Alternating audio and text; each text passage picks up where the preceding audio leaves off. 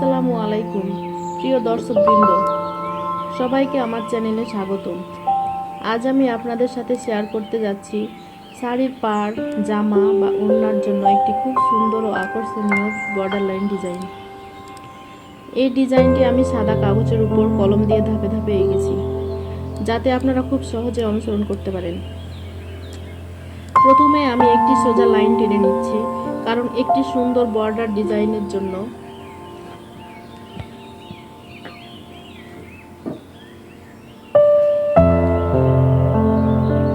আমরা একটা সোজা লাইন টেনে নিই, কারণ একটি সুন্দর বর্ডার ডিজাইনের মূল ভিত্তি হলো নিখুঁত সোজা লাইন।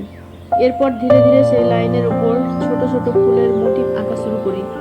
প্রতিটি ফুলের মাঝখানে ছোট একটি গোল দাগ দিই, তারপর চারপাশে পাপড়ি আঁকি। এখন আমরা ফুলের দুপাশে লতাপাতা যোগ করছি।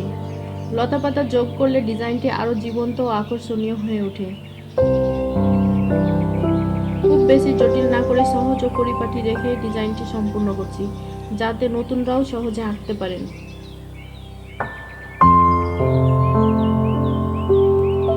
এই ধরনের বর্ডার লাইন ডিজাইন শাড়ির পাড়ে ব্যবহার করলে খুবই রাজকীয় ও মার্জিত লুক আসে। জামার হাতা বা গলার পাশেও এটি ব্যবহার করা যায়, আর ওড়নার সাইডে দিলে পুরো ওড়নাটাই হয়ে উঠবে আলাদা ও ইউনিক।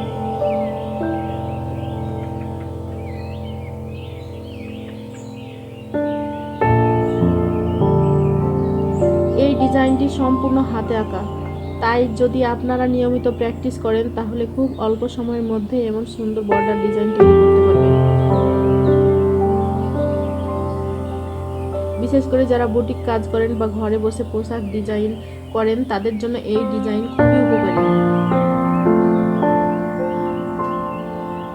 ভিডিওটি যদি আপনাদের ভালো লাগে তাহলে অবশ্যই লাইক দিবেন, কমেন্ট করে জানাবেন কেমন হয়েছে।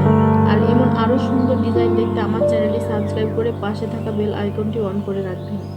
আপনাদের ভালোবাসা ও সহযোগিতায় আমাকে নতুন নতুন ডিজাইন তৈরি করতে অনুপ্রাণিত করে। আজ এ পর্যন্তই।